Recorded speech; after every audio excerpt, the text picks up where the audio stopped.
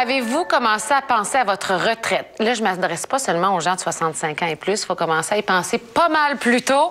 Prise 3 à votre retraite. Soyez la vedette. Nathalie Masson et Hélène Martineau, bonjour. Vous êtes les auteurs. Mais vous travaillez beaucoup sur le terrain. Vous faites du coaching pour les gens qui se préparent à la retraite aussi. Premièrement, le titre, Prise 3, là, ça vient d'où, ça? Le troisième âge. Troisième étape de vie, donc c'est de là qu'on s'est inspiré là, pour la prise 3. Diriez-vous que pour la plupart des gens, c'est une période qui est stressante, juste avant là, que ça arrive ou dans les débuts? C'est des grandes préoccupations que les gens vivent. Ils se questionnent beaucoup, à part l'aspect financier, ils vont se questionner beaucoup de ce qu'ils vont faire à la retraite. Et des fois, ils peuvent aussi l'idéaliser, la retraite. Ils arrivent à la retraite, ils vont enfin, je vais avoir du temps pour moi, je vais pouvoir faire ci, faire ça. Voyager. Mais quand ils arrivent dans la réalité, au quotidien, c'est souvent autre chose. Donc, mieux sont préparés d'avance, moins que le fossé est grand entre le travailleur actif puis le retraité. L'objectif, c'est pas la retraite. La retraite, on va y aller. Mais qu'est-ce que je veux à la retraite? Donc, cette nouvelle identité-là.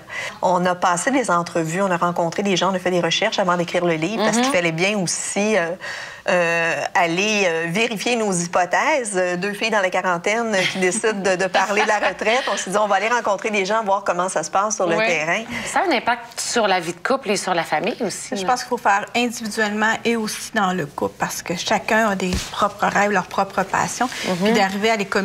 Mais avant de pouvoir les communiquer, il faut savoir d'abord qu'est-ce qu'on veut individuellement et après ça, vérifier qu'est-ce qu'on veut aussi comme couple dans la retraite. Il y a des gens qui sont prêts à la retraite, qui vont dire, j'ai pas besoin de ça, moi, me préparer à la retraite, ça fait tellement longtemps que j'y pense.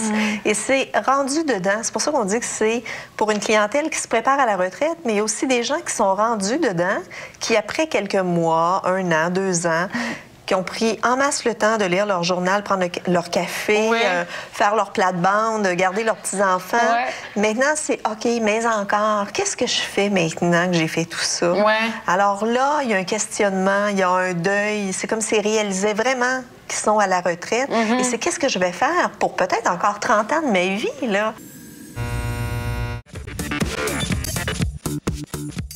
Pourquoi la retraite? Parce que tous les deux, autour de nous, notre entourage, on a des gens qui sont soit à la préparation à la retraite ou déjà à la retraite. Que souvent, après 6 mois, il y a des gens qui revenaient rapidement sur le marché du travail parce qu'ils n'ont pas trouvé comment se rendre utile ou rester en contact avec leurs valeurs, avec qui ils sont réellement et tout ça, parce qu'ils sont un peu perdus à travers ce changement-là.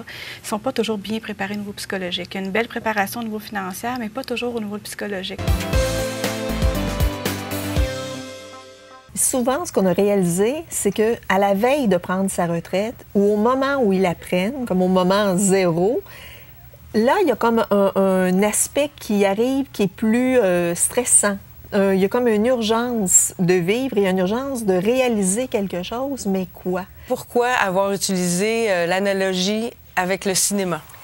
On avait envie de dédramatiser cette période-là aussi, de rendre ça plutôt loufoque, de profiter et de dire bien, pourquoi ne pas s'amuser un petit peu. C'est pour ça que c'est aussi sous forme de guide, de journal de bord, pour pouvoir réaliser son film de retraite, pour pouvoir en être l'acteur aussi, le producteur. Alors, c'est pour ça qu'on a utilisé cette thématique-là. On dit qu'au Québec, bientôt, il va y avoir autant de gens de 60 ans que de gens de 25 ans. La même quantité. Donc, on va se retrouver... En termes de volume. De volume, c'est ça. Il va y avoir 25 de gens qui vont avoir 60 ans et plus d'ici peu. C'est pas rien. Au départ, quand les gens commencent à faire le cheminement, on leur demande, c'est quoi votre croyance face à la retraite? Et c'est quoi votre propre définition de la retraite? Qu'est-ce qui revient? Bien, ce qui revient souvent, c'est retraite, arrêt de travailler. Ça peut même être isolement, solitude, maladie. Ça va être beaucoup relié à ces croyances-là et probablement à ce qu'ils ont vu dans leur vie. Merci de votre passage à C'est ça la vie. Merci beaucoup. Au revoir.